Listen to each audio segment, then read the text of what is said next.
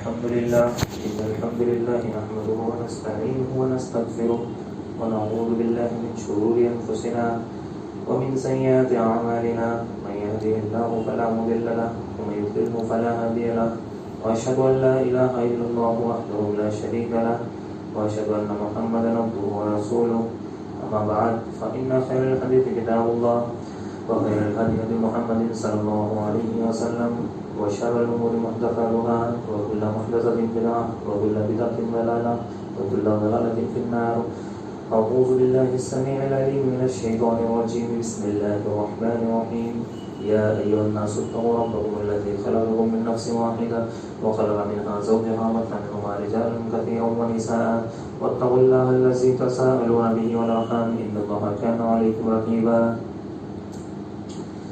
قال الله تعالى في القرآن المجيد في مقام آخر إن عدة الشهور عند الله 12 شهرا في كتاب الله يوم خلق السماوات والأرض منها 4 حرم. تمام طرح کی تعریف و صفات اللہ وحدہ لا شریک کے لیے تمام جہانوں کا بارکار ہے اور بے شمار درود و سلام اللہ کے آقا جناب محمد رسول اللہ صلی اللہ علیہ وسلم پر.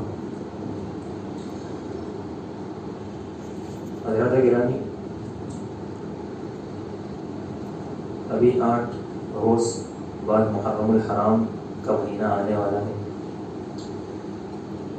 اللہ رب العزت نے 4 مہینوں کو حرمت والا قرار دیا جن کے اندر قتل و غارت گیری کرنا، ظلم و زیادتی کرنا یہ حرام ہے. باقی مہینوں میں بھی یہ گناہ ہے، لیکن باقی مہینوں کی نسبت سے زیادہ ان 4 مہینوں کے اندر اس کا گناہ بڑھ جاتا ہے. اللہ نے قرآن مجید کے اندر فرمایا ان عدۃ الشہور عند اللہ 12 شہرا فی کتاب اللہ وخلق السماوات والارض منها 4 حرم. کہ اللہ تبارک و تعالیٰ نے زمین و آسمان کو جب بنایا تو اسی وقت 12 مہینے متعین کیے اور 4 مہینوں کو محترم قرار دیا، یعنی حرمت والا بنایا. اللہ کے نبی صلی اللہ علیہ وسلم فرماتے ہیں کہ متوالیات کے 3 مہینے تو ایک ساتھ آتے ہیں، ذوالقعدہ، ذوالحجہ اور محرم، اور رجب کا مہینہ جمادی الاخری اور شعبان کے درمیان آتا ہے. یہ 4 مہینے حرام ہیں جن کے بارے میں سورہ بقرہ میں فرمایا الشہر الحرام بالشہر الحرام والحرمات قصاص، کہ حرام مہینوں کا بدلہ حرام مہینے.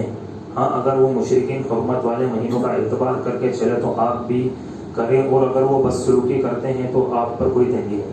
یہ آیت ایک خاص موقع کے تعلق سے نازل ہوئی تھی. محرم الحرام اسلامی کیلنڈر کا پہلا مہینہ ہے. یہ حضرت عمر رضی اللہ تعالیٰ عنہ کے دور میں جب تاریخ کی شروعات ہوئی، جو کہ اللہ کے نبی صلی اللہ علیہ وسلم اور حضرت ابوبکر صدیق رضی اللہ تعالیٰ عنہ کے بعد طے کی گئی، جب سے اس کی شروعات ہوئی. اللہ کے رسول صلی اللہ علیہ وسلم کی وفات سن 11 ہجری میں ہوئی، ابوبکر صدیق کی خلافت سن 12 اور 13 ہجری میں، اور عمر رضی اللہ تعالیٰ عنہ کی خلافت شروع ہوئی سن 14 ہجری میں.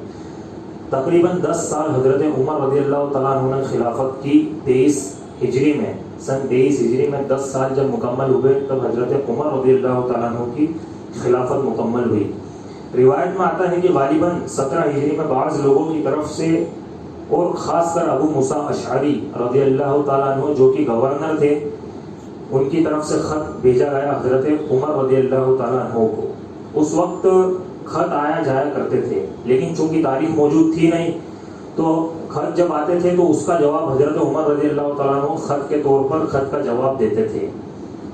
تو اب جب ایک مرتبہ ایسا ہوا کہ ابو موسیٰ اشعری رضی اللہ تعالیٰ عنہ نے حضرت عمر کو خط لکھا، اور وہ خط اس کے بعد ایک اور خط آ گیا. اب عمر رضی اللہ تعالیٰ عنہ کو یہ کنفیوژن ہو گئی کہ پہلے کون سا آیا تھا اور بعد میں کون سا آیا تھا، کہ میں نے پہلے کس کا جواب دیا اور اب کس کا دینا ہے.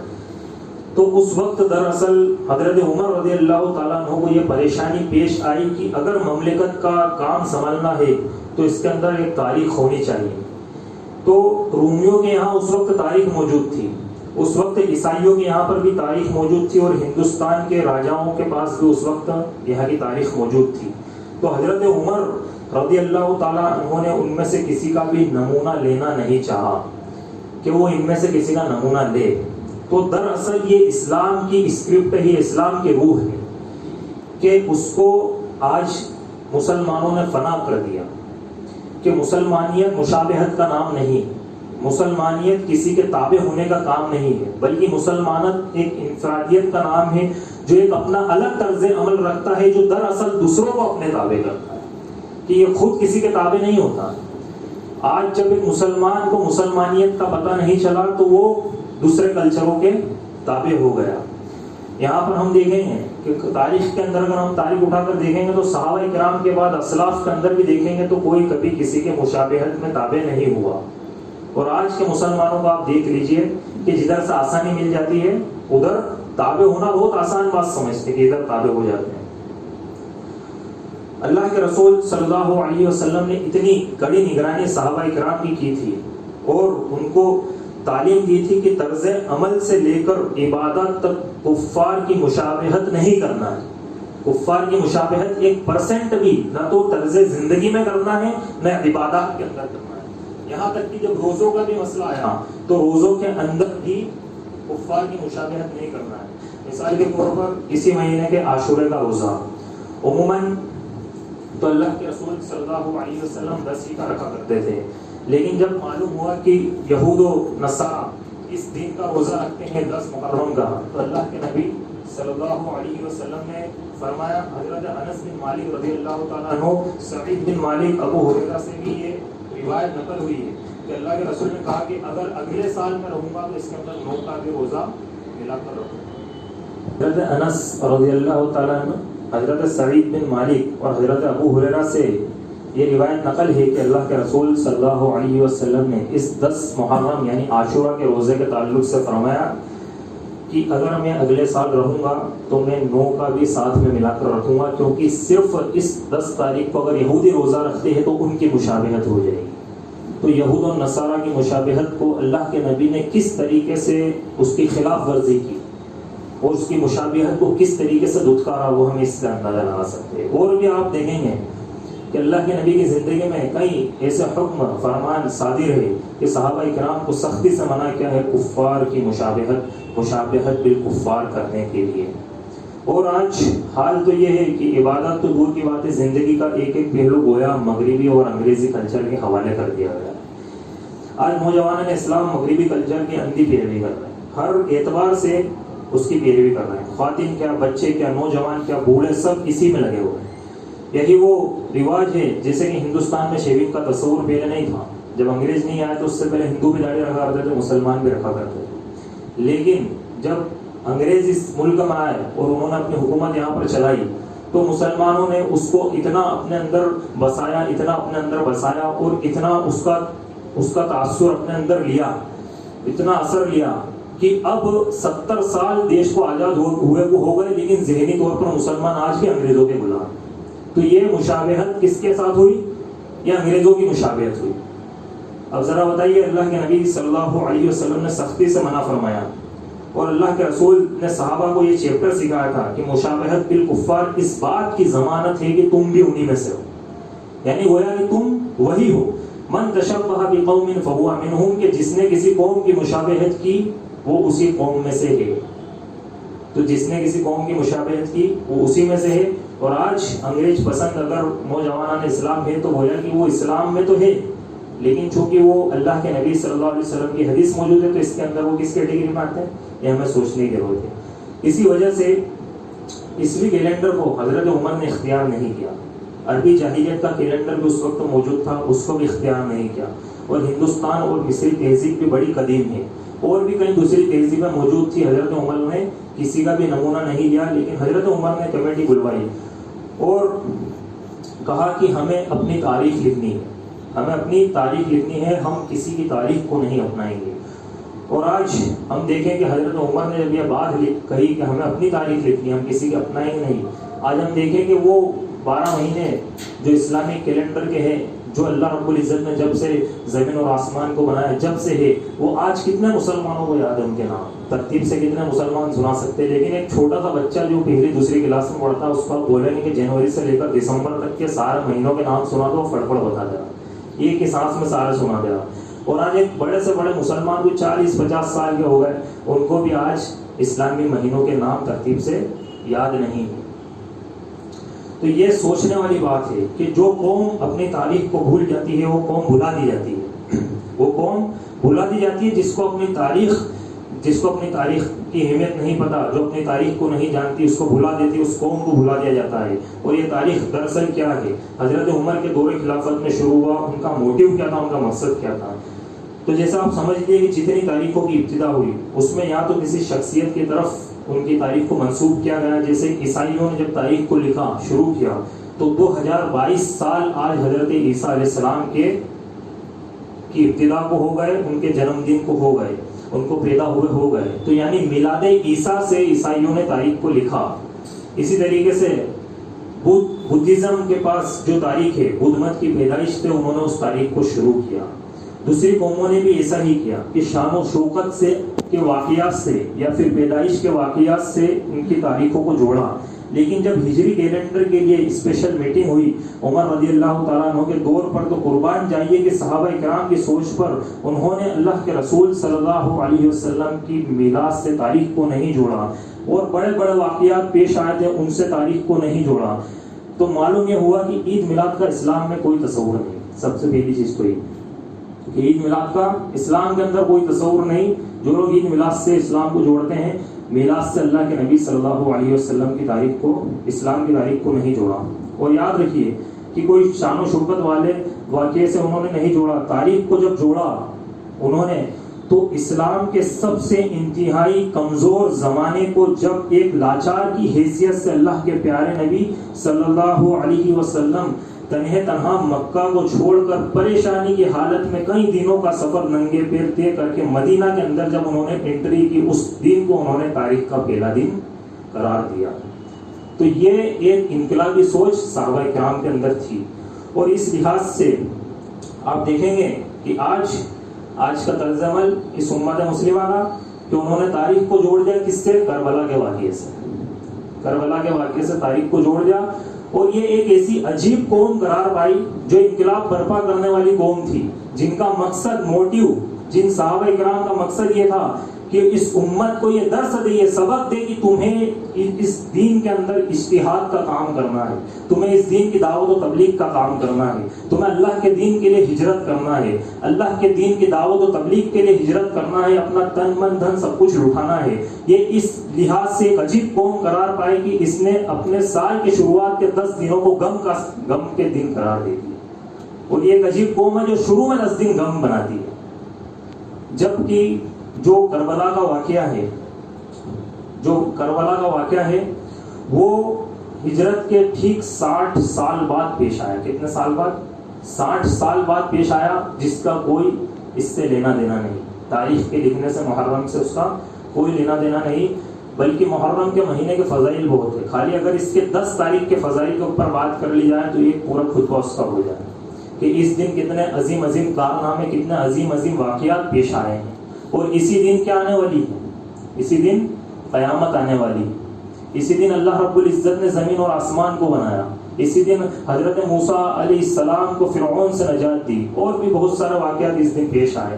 سوال یہ ہے کہ حضرت عمر نے معراج کے واقعوں کو یا جنگ بدر کو کیوں ایک تاریخ نہیں بنایا، سال کا پہلا دن نہیں بنایا، بلکہ ہجرت کو کیوں بنایا؟ کیونکہ وہ انقلابی قوم تھی، اور آج کا مسلمان سو چکا ہے۔ وہ زندہ دل تھے، مردہ دل کے خاک جیا کرتے ہیں۔ اللہ کے رسول صلی اللہ علیہ وسلم کے بارے میں ذرا آپ بتائیے کہ نزول قرآن سے پہلے وہ ایک ایسے شخص تھے کہ جس کو کسی سے کوئی لینا دینا نہیں تھا۔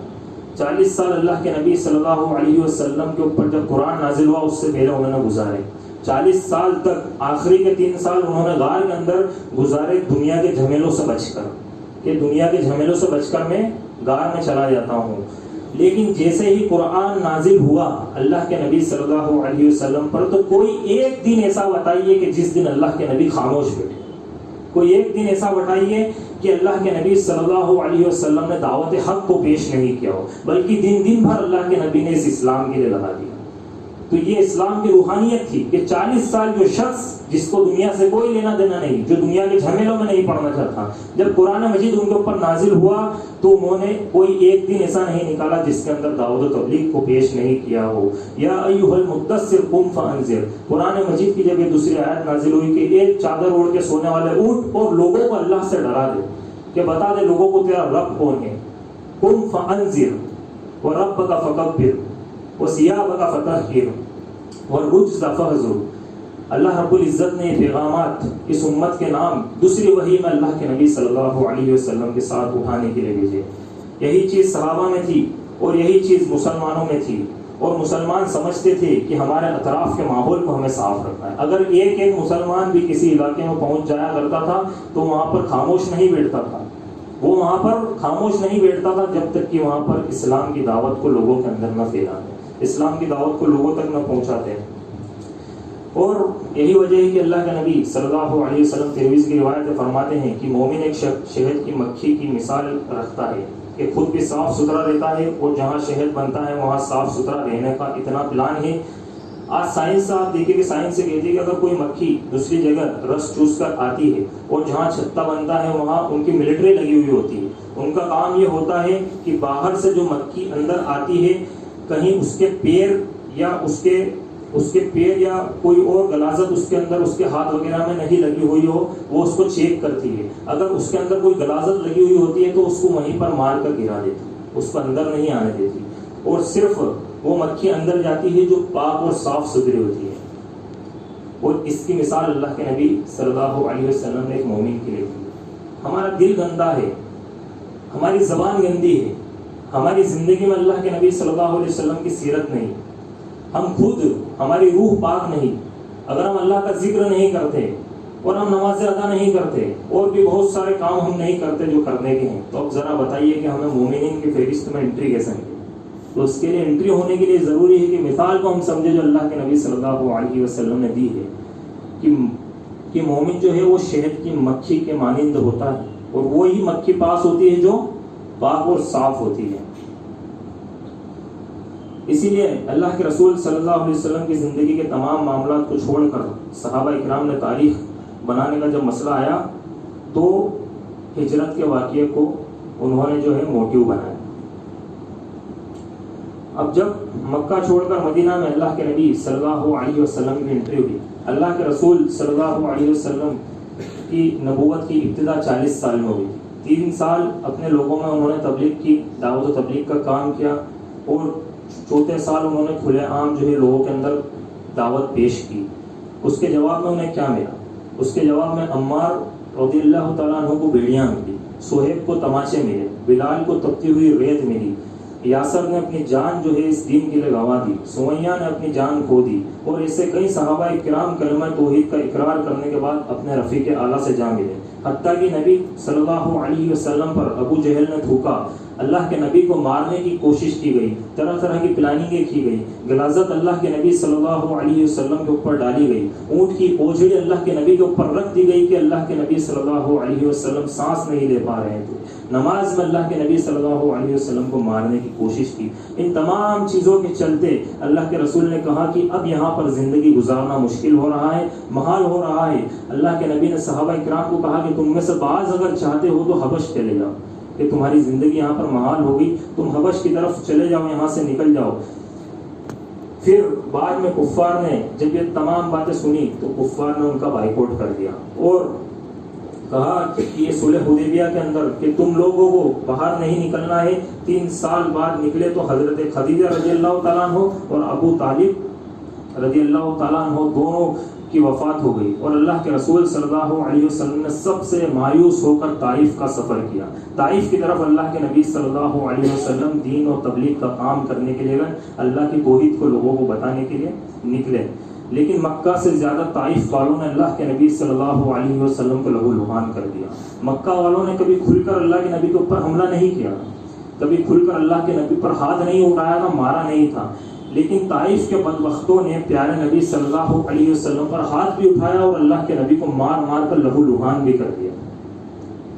اللہ کے نبی صلی اللہ علیہ وسلم پھر اللہ تعالیٰ نے انہیں معراج پر بلایا، سیر کرائی، जन्नत दिखलाई, जहन्नम दिखलाई, बादशाहत के नमूने अपने आसमान के अंदर दिखलाए, तमाम अंबिया कराम को बुलाया, शुरू से हजरत आदम अलैहिस्सलाम से लेकर अल्लाह के नबी के पहले तक जितने भी अंबिया कराम अल्लाह ने इस जमीन पर मबूस किए थे, चाहे वो अलग अलग बस्तियों में किए हो, चाहे वो कौमों पे किए हो, तमाम के तमाम को बुलाया और तमाम को बुलाकर अल्लाह के नबी सल्लल्लाहु अलैहि वसल्लम को उनका इमाम बनाया और अल्लाह के नबी सल्लल्लाहु अलैहि वसल्लम ने उनकी इमामत की और अल्लाह के रसूल की अजमत और दीन के गलबे की निशानी अल्लाह तबारक व तआला ने पेश कर दी कि ये आपका जो दीन है, जो आपके ऊपर नाजिल हुआ है, ये तमाम दीनों पर गालिब है, ये तमाम से अफजल है और आप जितने भी नबी इस कायनात के अंदर आए उन तमाम के तमाम आप क्या हो, इमामुल अंबिया, तमाम के अंबिया हो, तमाम अंबिया कराम के इमाम। तो ये दरअसल बात ये चल रही थी कि अल्लाह के नबी सल्लल्लाहु अलैहि वसल्लम ने हिजरत जो की और जो उनको तकलीफें मिली उसके ताल्लुक से, लेकिन अभी हिजरत नहीं, उससे पहले अल्लाह के नबी सल्लल्लाहु अलैहि वसल्लम की मेराज हुई और उससे पहले किस तरीके से मक्का वालों ने और ताइफ वालों ने अल्लाह के नबी सल्लल्लाहु अलैहि वसल्लम को परेशान किया। फिर उसके बाद बाज लोग वो आए मदीना से जो इस्लाम कबूल कर चुके थे और नबी से ये इल्तिजा की, क्योंकि वो वहाँ पर सब सुनते थे कि अल्लाह के नबी के साथ ऐसा होता है वैसा होता है, सारी चीज़ें उन्हें पता चलती थी। तो उन्होंने इल्तिजा की कि यहाँ पर आप पर जुल्म होते हुए हम नहीं देख सकते, प्यारे नबी करीम सल्लल्लाहु अलैहि वसल्लम हम आपसे मोहब्बत करते हैं, इसीलिए आप हमारे यहाँ आ जाइए, आप मदीना की तरफ आ जाइए, मदीना हिजरत कर लीजिए। अल्लाह के नबी सल्लल्लाहु अलैहि वसल्लम ने कहा कि ठीक है, मेरे लिए अल्लाह रब्बुल इज्जत की तरफ से हुक्म आ जाए, इजाज़त आ जाए, मैं सफ़र कर लेता हूँ। अलगर्ज दोपहर से पहले का वक्त था, हजरत जिब्राइल अलैहिस्सलाम अल्लाह के नबी सल्लल्लाहु अलैहि वसल्लम के पास आए और कहा कि आपको हिजरत की इजाज़त मिल गई है, आज रात आपको अपने बिस्तर पर नहीं सोना है, आपको यहाँ से निकलना है। अब यहाँ पर जब हिजरत का मामला पेश आया, आप देखिए कि हजरत सुहैब रज़ियल्लाहु ताला अन्हु जो कि एक मालदार तिजारती थे, बिजनेसमैन थे और एक मालदार सहाबी थे, वो जब मक्का छोड़कर मदीना की तरफ हिजरत कर रहे थे तो मक्का के सरदारों ने उन्हें रोक लिया और कहा कि ये सुहैब कहाँ जा रहे हो? बोले कि मैं मदीना जा रहा हूँ। कहा कि अच्छा, तुमने सब यहाँ पर कमाया, तुम गरीब थे, तन्हा थे, तुम्हारे पास पहनने के कपड़े नहीं थे, रहने का घर नहीं था, तुम यहाँ पर आए, तुमने इतना बिजनेस बनाया, तमाम चीजें तुमने यहाँ से कमाई और अब तुम ये सारी चीजें लेकर मक्का की गाड़ी कमाई को लेकर तुम मदीना की तरफ रवाना हो। तो हजरत सुहैब रज़ियल्लाहु ताला अन्हु ने कहा कि क्या चाहते हो? बोला कि ये तमाम चीजें यही छोड़ कर जाओ, तब तुम्हें यहाँ से जाने देंगे। हजरत सुहैब रज़ियल्लाहु ताला अन्हु ने कहा कि मेरा फला माल वहाँ रखा है, वो सारा के सारा तुम ले लो और मुझे जाने दोगे? कहा कि हाँ, अब तुम्हें जाने देंगे। हजरत सुहैब रज़ियल्लाहु ताला अन्हु ने उनसे कहा कि मैं इतना बड़ा तीर अंदाज हूँ कि अगर चाहूँ तो एक एक तीर में भी तुम सबको खत्म कर दूँ, लेकिन तुम्हें तो मेरा माल चाहिए और तुमने बड़ी छोटी कीमत मेरे ईमान की लगाई है, सारा के सारा माल मैंने तुम्हारे लिए यहाँ पर छोड़ दिया। वो जो जिस्म पर कपड़े थे वो भी उन जालिमों ने खींच लिए, सिर्फ 2 टुकड़े उन्हें दिए, एक ऊपर के लिए और एक नीचे के लिए, वो पहन कर वहाँ से निकले और मदीना पहुंचे। अल्लाह के नबी सल्लल्लाहु अलैहि वसल्लम ने उनसे कहा कि रबिया भाई या शुहैब, ये शुहैब तूने बड़ा ही बेहतरीन सौदा किया है, बड़ा ही फायदे वाला सौदा किया। अब अल्लाह के नबी सल्लल्लाहु अलैहि वसल्लम का ये कहना मतलब ये है कि अगर पूरी जिंदगी की गाड़ी कमाई एक इंसान की लूट जाए, इंसान की जिंदगी आर्जी जहन्नम बन जाए, लेकिन अगर एक इंसान ईमान पर हो तो वो उसके लिए सबसे बड़ा फायदे वाला सौदा है। अगर ईमान चला गया और दुनिया की सारी दौलत उसके पास आ गई तो वो नुकसान और सबसे बड़ा खसारे का घाटा कि ईमान से बड़ी कोई दौलत नहीं है। अल्लाह के नबी सल्लल्लाहु अलैहि वसल्लम ने बताया। अब जब हजरत जिब्राइल अलैहिस्सलाम आए और अल्लाह के नबी से आकर कहा कि प्यारे नबी सल्लल्लाहु अलैहि वसल्लम, आज रात आपको यहाँ से निकलना है, यहाँ पर रुकना नहीं है, तो अल्लाह के नबी जो है वो उस वक्त जो है मुशरिकीन की जो एक पार्लियामेंट थी जिसको दारुल नदवा कहते हैं, उन्होंने ये तय कर लिया था कि आज रात जो है हमें मोहम्मद सल्लल्लाहु अलैहि वसल्लम के घर का घेराव करना है कि वो वहाँ से निकलेंगे और हम उन्हें कत्ल कर देंगे। अब वो कत्ल करने की उन्होंने वहाँ पर प्लानिंग बनाई। यहाँ ये प्लानिंग इनकी खत्म हुई मुशरिकीन की और वहाँ अल्लाह तबारक व तआला की तरफ से आसमान से प्लानिंग आ गई कि आज रात यहाँ सोना ही नहीं, यहाँ से निकल जाना है आपको। अब बुखारी और मुस्लिम के मुताबिक अम्मा आयशा रज़ियल्लाहु ताला अन्हा रावी है, कहती हैं कि अल्लाह के रसूल सल्लल्लाहु अलैहि वसल्लम दोपहर के वक्त घर पर तशरीफ लेकर आए, हजरत अबू बकर सिद्दीक रज़ियल्लाहु ताला अन्हु, और वो वक्त ऐसा था कि उस वक्त आम तौर पर عربی لوگ جو تھے عرب کے، وہ ایک دوسرے کے گھر نہیں جایا کرتے تھے اور باہر بھی کم نکلا کرتے تھے، وہ کیلولے کا وقت ہوا تھا۔ تو اس وقت جب وہ حضرت ابوبکر صدیق کے گھر پر پہنچے تو حضرت ابوبکر صدیق سے کہا کہ ایک بہت ہی اہم بات آپ سے کرنی ہے مجھے۔ حضرت ابوبکر صدیق نے کہا کہ یا رسول اللہ صلی اللہ علیہ وسلم فرمائیے کیا بات ہے؟ تو اللہ کے رسول نے کہا کہ اے ابوبکر خوش ہو جاؤ کہ آج رات ہمیں ہجرت کرنا ہے۔ تو ابوبکر صدیق رضی اللہ تعالیٰ عنہ نے جب یہ بات اللہ کے نبی سے سنی تو ان کے خوشی کے آنسو آ گئے اور کہا کہ یہ اللہ کے نبی ساتھ کون ہے، ساتھ کون ہے؟ تو اللہ کے نبی نے کہا کہ ابوبکر تم ہی تو ہو، اللہ تبارک و تعالیٰ نے تمہیں میرے ہجرت کا ساتھی بنایا۔ تو ابوبکر صدیق رضی اللہ تعالیٰ عنہ جو ہے وہ انہوں نے یہ بات اللہ کے نبی سے کہی کہ پیارے نبی صلی اللہ علیہ وسلم کی یہی تمنا لے کر میں جی رہا ہوں کہ جب بھی ہجرت کا موقع آئے تو اللہ تبارک و تعالیٰ آپ کا ساتھی مجھے بنائے، کہ آپ کا جو ہم سفر ہے وہ ہجرت کا مجھے بنائے، اور آج یہ مراد پوری ہوگی۔ تو اس سے یہ پتہ چلتا ہے کہ جب ایک انسان نیک نیت دل کے اندر رکھتا ہے، نیک ارادے دل کے اندر رکھتا ہے، اللہ رب العزت ان ارادوں کو مکمل کرتا ہے، پورا کرتا ہے۔ اور ایسے ایک نہیں ہے، کئی واقعات ایسے ہیں، یہ صحابہ کرام کے اندر ہے، اسلاف کے اندر سینکڑوں واقعات ایسے ہیں کہ ان کے دل کی مرادیں اللہ رب العزت نے پوری کری، ان کی ایمان کی اور ان کے توکل کی بنیاد پر، ان کے فیتھ کی بنیاد پر۔ تو یہاں پر جب ابوبکر صدیق رضی اللہ تعالیٰ عنہ نے کہا، اللہ کے نبی صلی اللہ علیہ وسلم نے پھر انہیں کہا کہ اب تیاری کر لیجئے۔ رات ہوئی تو لوگوں نے گھیراؤ کر لیا، جتنے بھی قبائل تھے سب کے سردار تلوار لے کر آئے اور تلوار لے کر ان کے گھر کے باہر لائن سے کھڑے ہو گئے۔ اور وہ اس لیے کھڑے ہوئے تاکہ ان کا کہنا یہ تھا کہ تمام کی تمام تلوار لے کر کھڑے ہوں گے تو کسی ایک پر خون کا الزام نہیں آئے گا۔ لیکن اللہ تبارک و تعالیٰ چونکہ یہ پلاننگ کرتے ہیں اور ان کی جو تدبیریں ہوتی، پلاننگ ہوتی ہے وہ گھٹیا پلاننگ ہوتی ہے، تدبیریں گھٹیا ہوتی ہیں۔ اللہ از دا بیسٹ پلانر، اللہ رب العزت یہ مکر چلتے ہیں اور اللہ رب العزت خیر الماکرین ہے، یعنی سب سے بہترین جو ہے پلاننگ کرنے والا ہے، اس سے زیادہ بہتر کوئی پلاننگ نہیں کر سکتا۔ یہ تمام وہاں پر کھڑے ہوئے، ادھر اللہ کے نبی نے رات کا وقت ہوا، حضرت علی رضی اللہ تعالیٰ عنہ کو اٹھایا اور اٹھا کر کہا کہ علی رضی اللہ تعالیٰ عنہ کہ یہ جو ہے امانتیں ہیں مشرکین کی، اور یہ مشرکین کو تم صبح کا وقت لوٹا دینا۔ اب یہاں پر آپ دیکھیے کہ باہر مشرکین ہی ان کو ختم کرنے کے لیے کھڑے ہوئے ہیں، اور اس وقت بھی کس کی امانت ہے؟ مشرکین کی، کہ یہ امانت ہے میرے پاس، صبح ہوتے ہی انہیں لوٹا دینا۔ تو اس سے یہ پتہ چلا کہ ایک مسلمان تو دور کی بات ہے، اگر کوئی غیر مسلم اگر وہ آپ کی جان لینے پر بھی تلا ہے تو پہلے آپ اس کو اس کی امانت لوٹاؤ، اگر اس نے آپ کو امین سمجھ کر امانت آپ کو دی ہے۔ تو اس سے ایک بہت بڑا چیپٹر ہمیں یہاں پر ملتا ہے کہ اللہ کے نبی صلی اللہ علیہ وسلم کتنے بڑے امین تھے۔ حضرت علی رضی اللہ تعالیٰ عنہ نے امانتیں لی اور اللہ کے نبی نے انہیں اپنے بستر پر سلایا، اپنی چادر اڑائی، وہ سو گئے۔ اب اللہ کے نبی صلی اللہ علیہ وسلم اس گھر سے باہر نکلے اور 17 آدمی اللہ کے نبی کا انتظار باہر کر رہے تھے ان کو قتل کرنے کی، اور تمام کے تمام ماہر تھے، تلواریں لے کر کھڑے ہوئے تھے۔ اللہ کے نبی صلی اللہ علیہ وسلم نے سورہ یاسین کی آیت نمبر 9 پڑھتے ہوئے وَجَعَلْنَا مِن بَيْنِهِمْ سَدًّا وَمِن خَلْفِهِمْ سَدًّا فَأَغْشَيْنَاهُمْ فَهُمْ لَا يُبْصِرُونَ، یہ والی آیت پڑھتے ہوئے اللہ کے نبی صلی اللہ علیہ وسلم نے ایک کنکر مٹھی بھری اور ان کے اوپر پھینک دی۔ روایت میں آتا ہے کہ جن جن کے سروں پر بھی وہ پتھر گیا ان تمام کی آنکھیں اللہ رب العزت نے، ان کی قوت بینائی اللہ رب العزت نے چھین دی۔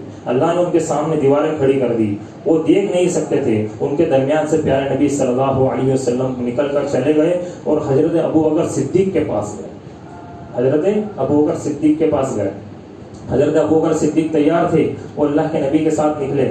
اب مدینہ کی طرف ان کو جانا تھا، لیکن انہیں پتا تھی کہ یہ ظالم ہمیں یہاں سے جائیں گے تو پکڑ دیں گے، تو ہم اب الٹی طرف سے چلیں گے۔ تو وہ الٹی طرف سے گئے، ادھر سے جاتے تو 480 کلومیٹر پڑتا مدینہ، لیکن وہ الٹی طرف سے گئے۔ اب ذرا آپ سوچیے کہ اگر گھوم کے جائیں گے تو کتنے کلومیٹر پڑے۔ وہ دونوں حضرت ابوبکر صدیق رضی اللہ تعالیٰ عنہ اور حضرت محمد رسول اللہ صلی اللہ علیہ وسلم ادھر کی طرف نکلے اور چلتے گئے مدینہ کے پوزیشن میں چلتے گئے، اس سمت چلتے رہے حتیٰ کہ ایک پہاڑی پر غار سور تھا، وہاں پر اللہ کے نبی صلی اللہ علیہ وسلم پہنچے اور وہاں پر اوپر چڑھے تو پتھریلی زمین تھی اور اللہ کے نبی کے پیر میں چپل نہیں تھی۔ اور دوسری بات یہ کہ پنجوں کے بل وہ چڑھ رہے تھے کہ اگر وہ پیر رکھ کے چڑھیں گے تو مشرکین ان کو ان کے پیروں کے نشان سے پکڑ لیں گے۔ پنجے کے بل پتھریلی زمین پر اللہ کے نبی اوپر چڑھ رہے ہیں، اس وجہ سے پاؤں ان کے زخمی ہو گئے اور خون رس رہا تھا۔ یہاں تک کہ چڑھنے کی سکت اللہ کے نبی صلی اللہ علیہ وسلم کی ختم ہو گئی تھی۔ حضرت ابوبکر صدیق نے فرمایا کہ حاملین نبوت صلی اللہ علیہ وسلم اجازت دے تو میں کندھے پر لے کر آپ کو اوپر چڑھتا ہوں۔ اللہ کے رسول مان گئے۔ جب اوپر چڑھے، اوپر پہنچے تو ابوبکر صدیق نے کہا کہ اللہ کے نبی ابھی آپ اندر مت آئیے، کہ اندر میں صفائی کر لیتا ہوں اور جتنے بھی اندر جو ہے بل وغیرہ ہے، جتنے بھی سوراخ ہے ان تمام کو میں پیک کر دیتا ہوں، اس کے بعد آپ اندر آئیے کہ کہیں کوئی زہریلا جانور آپ کو نہ کاٹ لے۔ حضرت ابوبکر صدیق رضی اللہ تعالیٰ عنہ نے صفائی کی پورے غار کی اور اندر تمام کے تمام سوراخوں کو پیک کر دیا۔ 2 سوراخ جو ہے وہ کھلے رہ گئے۔ اب وہاں پر پیک کرنے کے لیے کچھ نہیں تھا تو حضرت ابوبکر صدیق نے اپنے پیر اس کے اوپر رکھ لیے دونوں۔ اللہ کے نبی صلی اللہ علیہ وسلم آئے اور وہ حضرت ابوبکر صدیق کے ران مبارک پر سر رکھ کر سو گئے۔ اللہ کے نبی کو نیند آ گئی۔ ادھر تھوڑی دیر گزری تھی کہ حضرت ابوبکر صدیق رضی اللہ تعالیٰ عنہ کے جو پیر انہوں نے سوراخ پر رکھا تھا اس میں سے ایک زہریلا جانور آ گیا اور اس نے ان کو کاٹ لیا۔ اب جب کاٹا تو حضرت ابوبکر صدیق نے بہت کنٹرول کیا، لیکن جب بے اختیار وہ درد ہو گیا، وہ درد اختیار سے باہر ہو گیا تو ان کی آنکھوں سے آنسو نکلے اور وہ آنسو اللہ کے نبی صلی اللہ علیہ وسلم کے اوپر گرے۔ اللہ کے نبی اٹھے، پوچھا ابوبکر کیوں رو رہا ہو؟ کہا کہ اللہ کے نبی میرے پیر پر جو ہے ایک زہریلا جانور کاٹ گیا۔ تو اللہ کے نبی نے اپنا لعاب نکالا اور لعاب نکال کر اس جگہ لگایا۔ اس کے بعد ابوبکر صدیق رضی اللہ تعالیٰ نے کہتے ہیں کہ مجھے ایسا لگا گویا میرے کسی نے کاٹا ہی نہیں، میرے کبھی درد ہوا ہی۔ تو اس سے یہ پتہ چلتا ہے کہ یہ جو اسلام کا بیڑا اللہ کے نبی صلی اللہ علیہ وسلم اور صحابہ کرام نے اٹھایا تھا، اس کی راہیں ہم بڑی آسان سمجھتے ہیں، ہم سمجھتے ہیں کہ بڑی آسانی سے ہم اس سے نکل کر چلے جائیں گے، لیکن دراصل آزمائش آنا ایک انسان کی زندگی پر طے ہے۔ اگر وہ ایک مومن ہے تو مومن کی زندگی پر اللہ رب العزت کی طرف سے آزمائش آتی ہے۔ پھر کفار جو ہے وہ ڈھونڈتے ہوئے ان کو پہنچ گئے۔ اب قریب تھا کہ اس غار کے قریب پہنچ گئے اور دیکھ لیتے کہ نیچے کہ یہ دونوں یہیں پر بیٹھے ہوئے ہیں، لیکن اللہ رب العزت نے ان سے وہاں پر ان کی اس فہم کو چھین لیا کہ وہ نیچے بھی دیکھتے، نیچے دیکھنے کی توفیق اللہ رب العزت نے ان سے چھین لی۔ ابوبکر صدیق تھوڑا گھبرایا، کہا اللہ کے نبی اب تو یہ پاس آ گئے، اب تو پکڑ لیں گے۔ اللہ کے نبی صلی اللہ علیہ وسلم نے کہا کہ ابوبکر ان 2 کے بارے میں تمہارا کیا خیال ہے کہ جن کا تیسرا اللہ ہو؟ اور کہا لا تحزن ان اللہ معنا، کہ تو غم مت کر، تو غمگین مت ہو کہ اللہ ہمارے ساتھ ہے، ہمارا تیسرا اللہ ہے۔ تو یہ توکل دراصل اللہ کے نبی صلی اللہ علیہ وسلم کا ریلیشن بتاتا اللہ تبارک و تعالیٰ کے ساتھ کہ کتنا مضبوط توکل کہ اللہ ہمارے ساتھ ہے، اور اللہ رب العزت نے انہیں وہاں سے بچایا۔ 3 دن پیارے نبی اس غار میں رہے، جمعہ، ہفتہ اور اتوار۔ پیر کے دن 1 ربیع الاول کو یہاں سے نکلے اور ایک لمبا چکر کاٹ کر ہفتہ یعنی پیر تک مسلسل چلتے رہے اور پیر کے دن کوبا پہنچے۔ کوبا کے اندر غالباً اللہ کے نبی صلی اللہ علیہ وسلم نے ایک روایت میں آتا ہے 14 دن اور ایک روایت میں آتا ہے 26 دن وہاں پر قیام کیا، اور پھر وہاں سے قیام کر کے اللہ کے نبی صلی اللہ علیہ وسلم نکلے۔ بنو سالم میں اللہ کے نبی نے جمعہ ادا کیا، پھر مدینہ کی طرف روانہ ہوئے، اور جس دن پہلا قدم مسجد نبوی میں اللہ کے نبی صلی اللہ علیہ وسلم نے رکھا، وہ سلطنت اسلامیہ کا وہاں پر قانون نافذ ہو گیا، اور یہی اسٹیبلشڈ جب اسلام وہاں پر ہو گیا تو حضرت ابو عمر رضی اللہ تعالیٰ عنہ نے اس دن کو جو ہے اسلام کا پہلا دن اور اسلامی سال کا پہلا سال قرار دیا۔ تو یہ دراصل اس کے پیچھے کی تاریخ، یہ بتانے کا مقصد یہ تھا کہ محرم الحرام جو کہ پہلا مہینہ ہے یہ ہمیں یاد دلاتا ہر بار آ کر کہ مسلمانوں تمہارا مقصد کیا ہے، تمہارا کام کیا ہے، تمہیں کرنا کیا ہے، تمہیں جینا کس کے لیے، تمہیں مرنا کس کے لیے۔ یہ ساری چیزیں کون سا مہینہ میں آ کر یاد دلاتا ہے؟ اسلام آ کر یاد۔ تو یہ وہ انقلاب تھا جس کو حضرت عمر نے ہجری کے لیے منتخب کیا، اور جس مہینے کو جس میں یہ طے کیا گیا کہ نکلنا ہے ہجرت کے لیے، یہ مہینہ قرار پایا، اور اس سال کو جس میں مدینہ میں انٹر ہوئے وہ پہلا سال قرار پایا۔ آخر میں اللہ رب العزت سے دعا ہے کہ اللہ میں کہنے اور سننے سے